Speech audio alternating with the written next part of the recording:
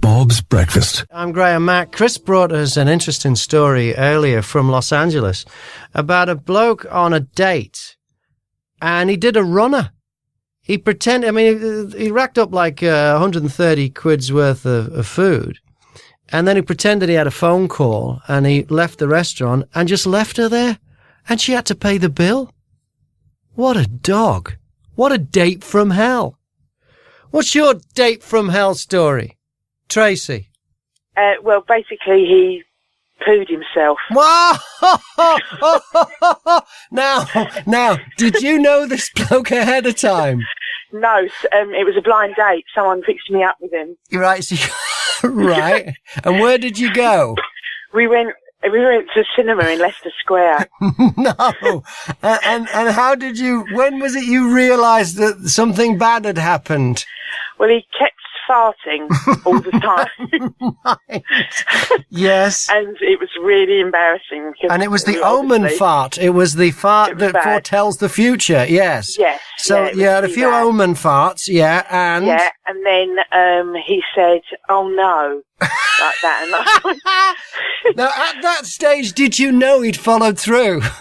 Well, he stood up and he had, this was a long time ago, he had on these sort of cream sort of chino trousers. No. So, yeah, it was really bad. I just left. You just left him there. But the funny thing was, his job, he worked in a circus. He was a fire eater. But this is no word of a lie. No, you know what there was a light at the end of the tunnel. Bob's Breakfast. Daft places you've fallen asleep. Mick. I was out on a night out with the boys years ago when I was young, and I woke up in a skip. You woke up in a skip? Yeah. Now, do you think you climbed in for a sleep, or do you think the lads threw you in there? No. I think I was on my own, so I must have just climbed in, gone to sleep, and woke up, I was in a skip. You're lucky to be alive, Mick. The skip could have been taken away, taken somewhere, dumped in a scrapyard or something, or anywhere.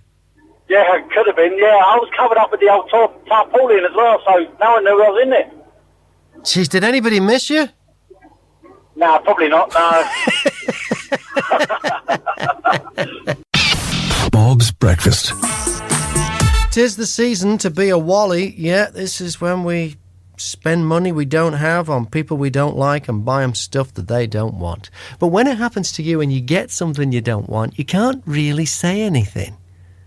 You can't hurt their feelings. It might be a family member. You might ruin their Christmas.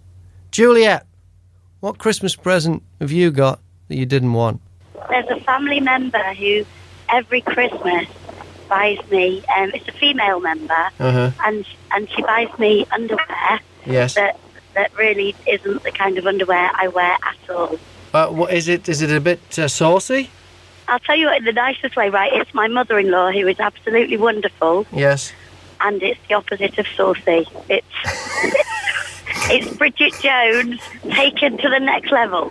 So every year you have to pretend it was lovely and it was so thoughtful, and every year just you what hate I need, it. yeah. Every year, and I just think, oh bless, what am I going to do with these? And it's she does it out of the kindness of her heart. Yes. She always asks me what I want, yes, and I'll tell her, nothing or just a little something. Yeah. And even if I give her an idea, there'll still be a pair of extra warm, extra length women's knickers stuck in there somewhere. I don't know if she's having the laugh or me. I don't know. Yes, but you haven't got the heart. No one can say it. It's unspoken. Can't say it. Can't ruin somebody's Christmas. What can I say? What can you say to your mother-in-law who's Yeah. presenting you with large knickers? Yeah. I don't know what the etiquette is. Good morning, Denise. When you were talking about things that are done while you're away, Yes. we had a 2-bedroom house and there was 2 1-bedroom houses to the side of us. Yeah. And an old friend of my husband's moved in. Yeah. And while he was away, I got in the car one morning, looked back, and his other friends had breeze blocked his front door up completely, and it was the only way in. That is terrible. Why do we do I sat this? in my car laughing for ages. Why do we do He'd this obviously to done our something friends? to upset them. Do you think he might not have done? Blokes are like that. Blokes just, True. blokes just do stuff to wind each other up. Yeah. Yeah. He bricked up this front door while he was away. Yeah. Complete breeze block from the top to the bottom. I mean, he didn't just put them in the way. There's mortar and everything. He bricked it Proper up. done. Yeah. You know when you get that gift that you didn't want, but you got it from someone you can't offend, and you don't want to hurt their feelings. You don't want to ruin their Christmas. It wouldn't be worth your while telling them that that's not what you want. What was that gift? Ben? I remember seeing a girl once, and she got me a piece of jewellery, and I remember I opened it, and she was so excited, and it was a gold sovereign, a sovereign ring. Right, so it was a coin on a ring. Oh, God, and I thought, right, am I in the football factory, you know? And I had been on this great play guitar. Oh, it's fantastic, I'm so happy, and I thought, back of my mind, I wonder how much cash converters will give me for this. Right, okay. Which turned out not very much. Oh, well, right. So, did you have to wear it every time you were with her then as well? Yeah, it was awful. It really was. All like, you know, it was just the worst thing. And then thankfully when we broke up, she asked for it back. Oh, great, yeah. Which normally would have been, you know, terrible, but it was the it's best yours. thing ever. Always reminds me, a mate of mine was an armature winder in Widnes, a bloke called Neil Hitchmo. And just before Christmas, he's in the pub and a bloke says to him, "Do you want to buy a case of bottles of whiskey?" And he went, "How much?" And it was a pretty good price. So he bought a case. I don't know how many was in there, maybe 12 bottles. What's in a case of whiskey? 12 or 24? Probably 12. Yeah. So he bought a case of bottles of whiskey. And he's selling them at work. And he's doing all right. And he's been doing this for a couple of weeks. And then the boss of the place, old man Valsey, calls everybody for a staff meeting. And he says, "Lads, I've got some bad news for you." He says, "You know, every year I traditionally give you all a bottle of scotch. Someone swiped the case of whiskey from out the back." Oh, no. And he was selling the lads the bottle of whiskey they were going to get for free.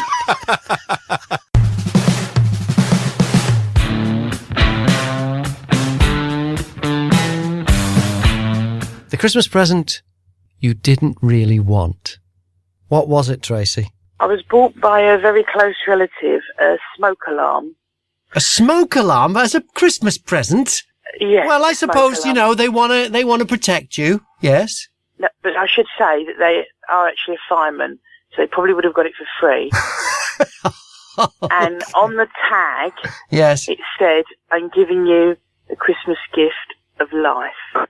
Yeah, I mean, I get the thought, but you're right. It's not really what you wanted.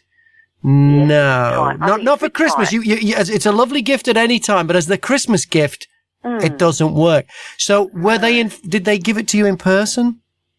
No. Right. Wrapped and sent with. Right. So, when was the next time you saw them? Not for a long time. Deliberately. I should say it's very close. What was the relationship? Sibling. Older or younger? Older. Older. You don't get on, do you? No. No. How about? I think there was. Yes. I think it was a little bit of a spiteful gift. Oh, really? Really? Yeah. Okay. Well, thanks for sharing, Tracy. Okay.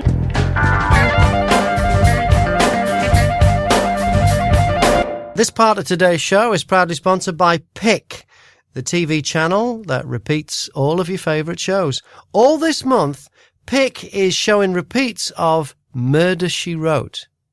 Now, if you've never seen this show, imagine Scooby-Doo set in the future. They still travel around solving mysteries, but the entire cast has died of old age, except for Velma. Check it out this month on Pick, because when it comes to entertainment, Pick knows. This is Bob. We're being gouged by councils over chicken poo parking fines, and they've made £60 million extra this year than they did last year. That's according to the RAC. It's a lot of extra money. That's just in England. So I'm collecting your stories of the parking tickets you didn't deserve. Barry. Hello, mate. It was the other geezer talking about the traffic warden. Yes. Right, you won't believe this. I was waiting to make available anyway. I couldn't find anywhere to park. Finally did. I've got the last bay. You can only park there for 2 hours. Yeah. So at 10 o'clock on the tea break, I need to get some stuff out of the van. Yeah. So I've gone back to move the van and get my stuff, and I couldn't find another parking space. So I sit there, and the traffic warden was there because they're doing roadworks beside the bays I'm in. Like, they've nicked a few of the bays. Yeah. Doing their repairs. So I said to this traffic, where can I park, mate? And then we're closed. He said, oh, because they're doing the roadworks, they've taken 3 of the bays. You can now park 3 of the bays of residents only. Who told you that? The traffic warden. The traffic warden told you that, right? Yeah, so I said, oh, okay, I didn't know that. He said, yeah, you've got to put your paying display ticket in, but you can park there. I said, Right. okay, fine. Excellent. And it was a one-way street. So actually, he sort of backed me into the space. He even backed you into the space? Yeah, right. So I put when he buys another ticket, puts it in. I walked halfway back to the job, which is about a 5-minute walk away. Yeah. And halfway back, I realised I'd forgotten something. Yeah. So I've turned back, gone back to the van, and the van has got a clamp on it. Clamp? Yeah, it's been clamped within, I'd say, 3 minutes of me backing into the thing. Now, Anyway, surely so- the clampers are a different organisation to the... Well, because no. it sounds like the traffic warden you got was a decent bloke. Well, no. Well, that's what I thought, because he was backing me into the thing. Yeah. Anyway, so I'm trying to make this phone call and everything. You know, I can't understand the people on the other end of the phone. I don't know what nationality they were, but I just couldn't understand them. Yeah. Anyway, in the end, after about 5 minutes being on the phone, another traffic warden appeared. So I'm sort of arguing with him, telling him what's what. Yeah. And I said, look, the traffic warden backed me into here. You know, he told me I could park there, and he's going, no, that's it. He wouldn't have done that. That's impossible. And then the fella who owns the hairdresser shop come out and said, excuse me, mate. He said, I've got all that on CCTV. Oh, he's got the film of the traffic warden backing you into the spot that you got clamped for parking in. Exactly. Wow. So I said to this traffic warden, right, I said, I've got this on. So I went and had a look. I said, you stay there. So I went and had a look, and I said, right. I said, that's all on camera, mate. I said, I want something done about this immediately. Yeah. Within another 5 minutes, the clamp has come back, removed my clamp, Yeah. and then some other fella turned up, suited and booted, and I said, right, I said, I'm not happy about this, something's going to happen, and they give me a special parking ticket. I've parked anywhere in London for 6 months. You are joking? No, on my life. And I really, though, you know what I mean, the fella should be sacked for that. That's an absolute... Oh, that's a disgrace. That is He's set you up. He has set you up a beauty, and then the minute you're out of sight, he's called up the clampers. Exactly, but I wouldn't. If I hadn't forgotten taking the van, I wouldn't have known until another 2 hours. Yeah, would have been when I had to move it again. Yeah. You know what I mean? But that's how sneaky they are. They are. Actually backed me into the gap. That is unbelievable. Yeah. All right. I'm telling you. So I never done nothing about it. I just took me free parking. Well, I would take that too. That's a good gift. That's brilliant. Exactly. That's like being a diplomat. Yeah, it was on a bit of blue, special bit of blue thing, dispensation, St. Robert Silicon. Yeah, that is just terrific. That is the gift that keeps on giving, isn't it, that one? Yeah, so I just thought I'd let you know. All right, mate. Cheers, Barry. Lies you tell at Christmas. What's your story? Stuart. Christmas party. Yeah. I had a work Christmas do, and I got invited to it, but I'm a Spurs fan, I'm a Tottenham fan. Yeah. So there was a Tottenham game on at the right time. But so he said to me, saying, "Oh, are you going to come?" I said, "Yeah, I'll be there." So I missed the first 10 minutes of the Spurs game due to traffic and everything, which I wasn't very happy with. Yeah. Got to the Spurs game to tell my boss that, I'm ill, I can't come to this Christmas do. And so how are you going to tell? You were going to ring him from the match? I was going to ring him on the way to the match. Right. Okay. Saying that I was ill. Yeah, I see. Right. So he said, "Oh, don't worry, I'm not going too. I'm ill too." So I said, "All right, that's fine." And I don't know how fate happened, but our tickets were actually sitting next to each other. So we both got to the game, and we both sat down. What are the chances? What's the capacity at White Hart Lane these days? I think it's about 62. 62,000 to 1 chance that he'd be in the next seat to you. Oh my God! We didn't even talk to each other. We kind of just watched the match. and then like we scored twice, and we kind of both cheered together, and then we kind of just left, and we didn't even speak about it at work. It wasn't even a bonding moment because you were both up to some skullduggery. Yeah. It could have worked out well, actually. Oh no, because he's the top dog, and he said to everyone that he's ill, and of course, yeah. And then it was me who promised him that I was going to go, and it was so awkward. It was the one Spurs match where I've always sat down and you always get to know the people around you. Yeah, always talk about the game. Yeah. This was the first match where I just sat down and I didn't even speak to anyone. I was just watching the game and chanting.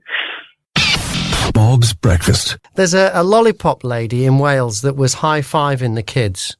And somebody complained, and then the council said, you can't do it. It's some health and safety thing. It's got nothing to do with health and safety. It's just that some people need to exercise power over other people. They need to ruin their day. Unless they're exercising power and controlling other people, they don't feel complete as human beings. And they're everywhere, these people. When have you been a victim of one of them? Vince? I used to travel everywhere with Chelsea. Service station on the M6. Yeah. And we used to take a football with us. We was playing football. In the car park away from all most of the traffic park. Yeah. So we was playing football, and then all we heard, and I thought, here we go, trouble. Yeah. They come over the other side of the service station to us. They come over, do you want to get in football? So, oh, yeah, fine. And who were they? We was Chelsea v United. Right. Playing out the way. Yeah. Mind their own business, having a good time, and... Yeah, but there's no aggro then at that stage. You're just having a game of football. That's good. That's fine. Yeah. And then, lo and behold, police come over, said, can't play here, nick that ball. And then, now, they should have been encouraging you to get on. Exactly. It was a really good game. Yeah. And then, lo and behold, they turned up, was not causing any problems. We were playing out of the way of all the traffic where they was playing main car parking area. Yeah. And they come in, sorry, can't play here. And then they just took the ball. Some people, they just need to exercise that power and ruin someone's day to feel complete. It's very sad. I think they'd have enjoyed it more if we was fighting each other. Yeah. Give them something to do. Yeah, all right. Thank you. They might have been disappointed. Yeah, maybe that was it. Bob's Breakfast. Good morning, Joe. Hello, mate. I was actually just calling on the Monopoly. Yeah, what about it? At the Heaney house, Monopoly is not just for Christmas, it is in fact for life. Okay, right. We have Monopoly-thons. Really? And my little girl and I, who is now 13, regularly play Monopoly for an entire weekend. Now, it's not good to play board games with family. How do you do it without it turning into something very serious? Because a lot of people are going to get board games out over Christmas, and there's going to be heated arguments over rules. There's going to be heated arguments over people being too smug. How do you avoid all that? It is true. It is a bit tricky to not be too smug, particularly when you get Park Lane and Mayfair all in the same go, which I did on one occasion. Right. I landed on Park Lane and threw a double one and got Mayfair straight away and was accused of cheating, which, of course, the dice is the dice. Dice is the dice, yeah. That was a bit tricky, but my little girl loves the game so much that she has, in fact, invented extra rules. Yes. So that you can get a loan out of the bank and extra goes round the board in order to make the game even longer still. That's all these extra rules do, is make the game even longer. Yeah, absolutely. Yeah, and that's she's in bliss as long as she's playing the game. Of course, as long as she's winning. Of which, course. to be fair, she does win quite a lot. So. Do you let her win? Well, I kind of play the game, I think, with the intention of enjoying it rather than worrying about who, in fact, is the winner. Ah, okay. Well, that seems to be the secret. And what's her name, Joe? Her name is Rosie. Rosie? And has Rosie got any brothers or sisters? She does. Her favourite brother is Joe. That's her biggest brother. She's got Jack and Joshua. And to be fair, when we're playing with Joshua, it is a bit more intense. But yeah, brothers and sisters playing Monopoly is never good. Never good. No, okay. Indeed. All right. Well, thank you very much, Joe. So you say the key is, if you're a parent playing this game, is to just concentrate on the enjoyment, not the winning. That's the trick. Play the game for fun. Okay, thank you very much, Joe. Chris brought us a story earlier about a woman in Australia decorating her Christmas tree, realises one of the bits of tinsel is actually a deadly tiger snake. Brush with wildlife. Have you had one? Morning, John. Well, me, the wife, we went camping with our 2 dogs. Yeah. We thought we'd take them for a walk before we set them for the night. Yeah. Whilst walking along, we heard something that sounded like a low rumble of thunder. It turns out it was a horse stampede. A horse stampede? Yeah, heading straight towards us. How many horses?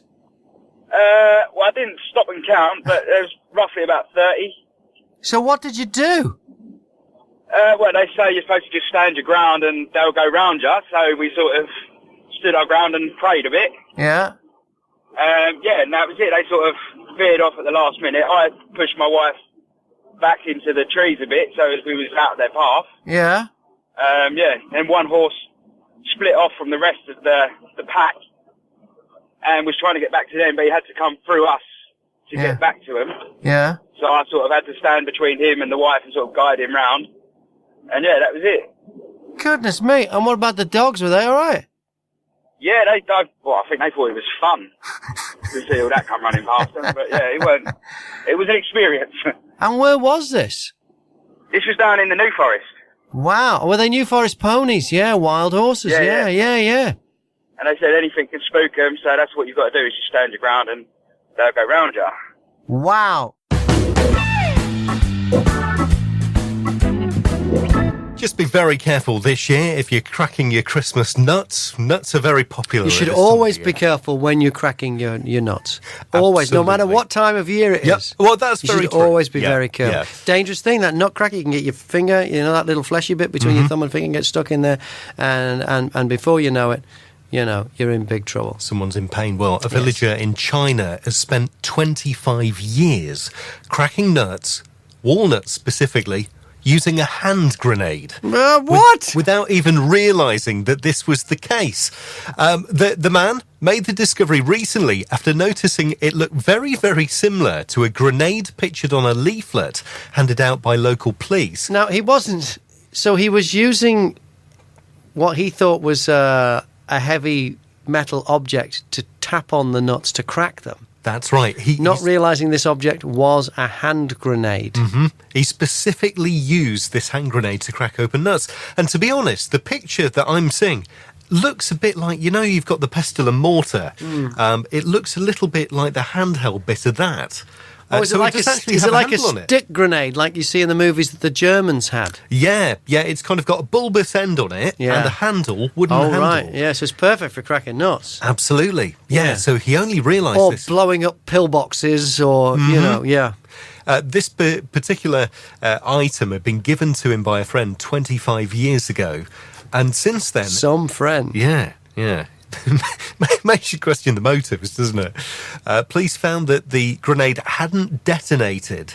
They weren't sure. Oh, it still had all the explosives in it, because you can buy, like, bullets and shells and stuff, and there's nothing in them. No, this still had the explosives in it. Well, they said they were unsure initially if the device actually had the explosives in there, but they've taken it off him now because it's obviously dangerous to be lobbing around and forcefully cracking things with.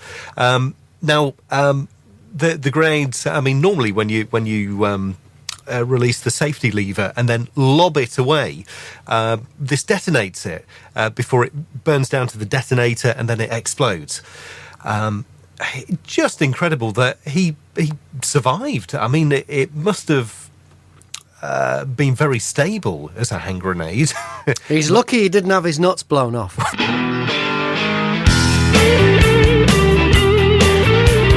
Good morning, Karen. You doing stories on wildlife? Yes, your brush with wildlife story. What happened? Well, not so much a brush, but I'd got a cat who's quite famous in his time for bringing home lots and lots of weird and wonderful animal pets. Oh, no. Alive or dead? Oh, very much alive, most of them. Oh, no. Yeah, we're talking mice and things, just dropping them in the house. Mice, rats, rabbits. Rabbits? Moorhen, birds. little, like, I don't know if they're like a little weasel or something like that type thing. What? Yeah, he was quite, one I can't mention, but, Why can't you mention it? Because I think it might have been someone's pet koi carp fish. Don't mention that one. No, but the one that he was quite famous for was, I'd been out, came home, walked into my living room, and sitting on my living room floor was a duck. How big? A full-size male Drake duck, just sat there looking at me. Oh my goodness, well the duck would have been scared for his life. He was just sat there looking at me, and I'm like, how did you get in? Because to get into the living room of my house, he has to go through 2 cat flaps. He's got to duck through both cat flaps. Right, what was his name, this cat? My cat was called Oscar. Oscar, he was quite the character there. He was, yeah. It was a case of when you came down in the morning or came in, what next? Yeah, well, goodness me. Well, how did you get rid of the duck? I mean, where would you take the... I just picked him up, took him out into the field behind the house and just let him go. He wasn't injured at all. How about that? Hey, Karen, thank you so much. Okay, thank you. We've been talking about amazing coincidences lately. Badger. I was going to San Antonio in America, so I was flying from Heathrow and that. I got on a tube train. This woman with her grandchild was getting on, and she was struggling with the bag. Right. So I helped, the luggage. I helped him onto the tube train, so we've ended up going to Heathrow together. Yeah. I thought, well, that's pretty uncanny. I got on the plane. When I sat down, they were only sitting next to me. What are the chances of that? Yeah, they were sitting right next to... I went, oh, hello. Sorry. That is, of all the flights going from one of the world's busiest airports, not only were they on the same flight, they were right next to you. When I helped them onto the tube train, with their luggage and that, and, I mean, not only going to the same airport, not only going to the same country, but sitting in the seat next to me. Incredible. Badger, thank you so much.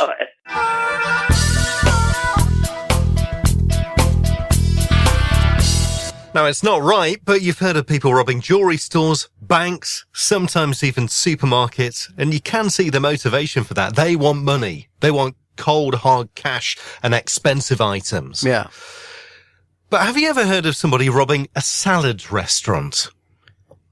No. In fact, I've never even heard of a salad restaurant because as far as I'm concerned, salad is not actually food. Salad is merely garnish. Yeah. Well, there's one in Long Island and the owners discovered that somebody had broken in. But what did this burglar do? He broke into the salad restaurant and stole a dozen bananas, 10 bags of crisps, and a handful of muffins, and promptly ate them all. Wow, was he hungry? Yeah, clearly very, very hungry. I mean, a dozen bananas. But blimey. He was hungry, and he was a criminal, a burglar, but he still wanted a healthy diet. That's admirable. Apart from the 10 packets. So he does have a redeeming feature there. He's got tremendous self-respect. Well, he's got to keep light on his feet. Yeah, he wants to look good. He wants to stay in shape, and he wants to still be appealing for the ladies. Yeah. Well, they looked again at the CCTV footage. Right. He didn't even make it a priority to flee the scene. After eating all this food, he then decided that he needed to lay down on the floor. I can imagine. Okay, rest also important. Yeah, that's right. Rest also important, yeah. He tucked into a number of raspberry pecan bars as well. Oh, did he? Okay, as a dessert. Well, you get a treat. You know, he's had the healthy options for the main meal. He's allowed a treat for the dessert. Absolutely. And pecan, that's nuts. Mm-hmm. It's a healthy dessert. Yep, absolutely. He lay on the floor for a bit of a nap, and as we've heard, so obviously eating all that healthy stuff is exhausting for him. He didn't take any cash? Not as far as I'm aware, though. Okay. No, didn't take any cash. Because, you know, salad restaurant or not, it's still a business. It's going to have cash. Yeah. Absolutely. Yeah. He did manage to get out before the owners turned up the next morning, though, so he did actually wake up. Right. But he left behind a couple of clues. Oh. His driver's license. Okay, not was one of them. by any means, yeah. So burglars generally don't leave their own ID at the scene either. Not with their photograph, their name and their address on it. Mm-hmm. No, yeah. And he also left an expensive watch there at the scene as well. His watch or something he'd picked up at a previous burglary? I don't know. As far as we know, it's his watch. Okay. I mean, that could have come from anywhere. But the guy was caught on CCTV. The staff said rather than being annoyed and angry, they actually found it hilarious watching this guy tucking into a dozen bananas. Yeah. He said, I think we counted 11 bananas in total. Oh, wow. He really liked bananas. Oh, yeah. That isn't good for you, is it? That number of bananas? Bananas are a wonder fruit. They are a wonder fruit. I tell you what, if you've ever had bad indigestion and you think you're going to eat one of those chalk tablets, have a banana. Oh, really? Oh, unbelievable. Instantly, it's gone. Gone. It's brilliant. Oh, why we even buy, those, I'm not going to name the brands, but the Plink Plink Fizz and all those. Yeah. Why we even go near those, I'll never know when we have bananas in the world. They're superb for that. I mean, this guy's going to be sorted out. This Christmas, if you overdo it and next day, indigestion, you should buy bananas at Christmas because really they are a super fruit. Wow, it's amazing. You will not regret it. It's way better than the Plink Plink Fizz or those chalk tablets that you have to eat. No, way better. Okay. Bananas. Well, this guy probably undid his hard work then by eating 9 or 10 bags of crisps. Yeah, mate, did he eat the crisps first? Well, as far as I'm aware... If he had the crisps first and he was feeling a bit acidy, banana sort him out. He won't need 11. I wonder if he did this in the wrong order. order. You don't need half a banana, to be honest. Half a banana. Is that right? Yeah, they're incredible. It's Learn instant. Something new every day with you, Graham Mack. It's instant relief. It's instant. What about the raspberry and pecan bars and muffins? They were stuffed down his throat as well. Right. So clearly, I mean, he shouldn't have been doing this. No. However, yes, obviously realizing the error of his ways and the fact that he'd left his ID card at the scene, he came back to the restaurant the next day. No. What's this? Has anyone handed in a driver's license? To apologise. Oh, did he? He claimed he'd been so worried about what he'd done, he'd not slept all night. Well, apart from that nap on the floor. And his mum turned up at the restaurant with him as well. So I wonder if his mum had marched him down. You did what? The guy's 19. Ah, what an idiot. Just young and daft. So the owner of the restaurant decided to accept the apology because he was so apologetic, and they found the CCTV so hilarious when they got in the morning. It's weird when people steal stuff and you think, what did they pinch that for? Yeah. Of all the things they could have taken, they've taken that. I remember my first radio job was in the outback of New South Wales. Hits and Memories, 2PK Parks. And my second radio job was at 5SE Mount Gambier in South Australia, a place I had never even heard of until I got the job there over the phone. I was interviewed on the phone while I was on the air at 2PK. And they were asking me questions like, okay, have you ever done outside broadcast? You have done loads of them. Can you just hang on a second there? Hits and Memories, 2PK. That was the Bee Gees. Anyway. That was your interview? That was my interview, yeah. Wow. So anyway, the distance between Parks and Mount Gambier, the town where 5SE is the equivalent of driving from London to Istanbul. And we decided to drive it in a rental car because we didn't own a car at the time because we weren't getting paid enough money. In those small stations, you don't get paid that much. They're commercial radio stations, but you don't get paid that much. Anyway, so we drove across the rest of New South Wales, the entire state of Victoria, and then into the state of South Australia, different time zone. We drove this over. It took us 3 days to do this drive. Meanwhile, our furniture had gone ahead in a furniture truck with some bloke who we'd never met who showed up at our flat one day. So everything we owned was either in this rental car or in this furniture truck. And we didn't have anywhere to live when we got there. The radio station put me up for 2 weeks, which is whenever I moved radio stations in Australia, I always got them to put me up for 2 weeks in a hotel so I could find somewhere to live. I'd go into work, be on the air, but was living in a hotel. So we find somewhere to live after about week and a half. So I ring this bloke up who's got all our stuff from the removal van. It's locked up in his lockup. And say, look, we found somewhere. This is the address. We can move in on Saturday or whatever the day was. This is the address, whatever. Okay, fine. So, because we didn't have a car, I said, come and pick us up at the hotel. Because we needed to get to this place.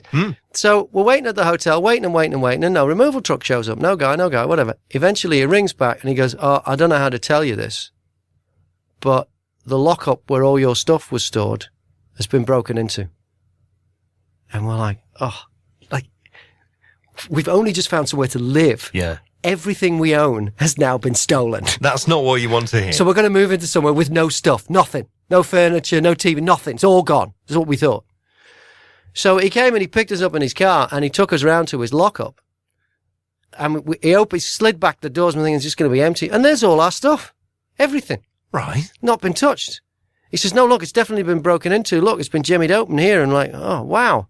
So we're looking around. He's like, well, tell me what's missing. I'm like, well, I can't. It looks like it's all here to me. Do you know what we found missing? What was that? The batteries in the TV remote.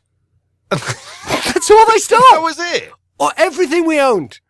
Everything we owned was in that lockup. How weird. They'd opened up the TV remote. The TV remote was turned upside down, was open, and the batteries, 2 AA batteries had been taken out of the TV remote. I don't know whether that's insulting or good luck. I think it's quite humiliating, really. The only thing that we had of any value to a crim was 2 AA batteries. This bloke from China who found this great device for cracking walnuts.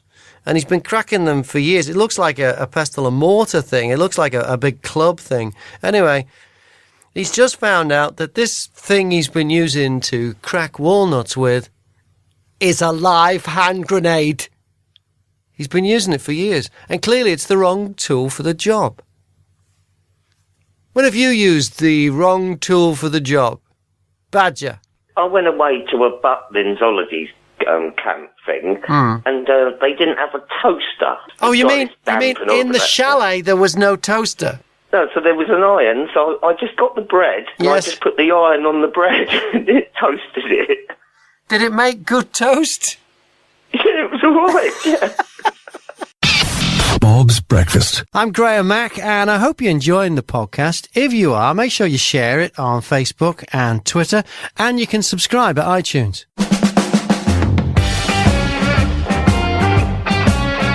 Talking about what you've dropped down the toilet. What have you dropped down there, Melanie? Well, I don't know.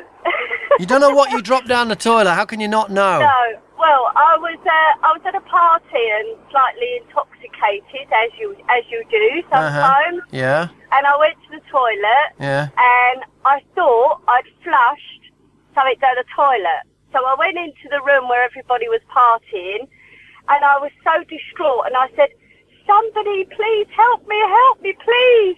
And the party everyone looked at me as if to say, what on earth has gone wrong?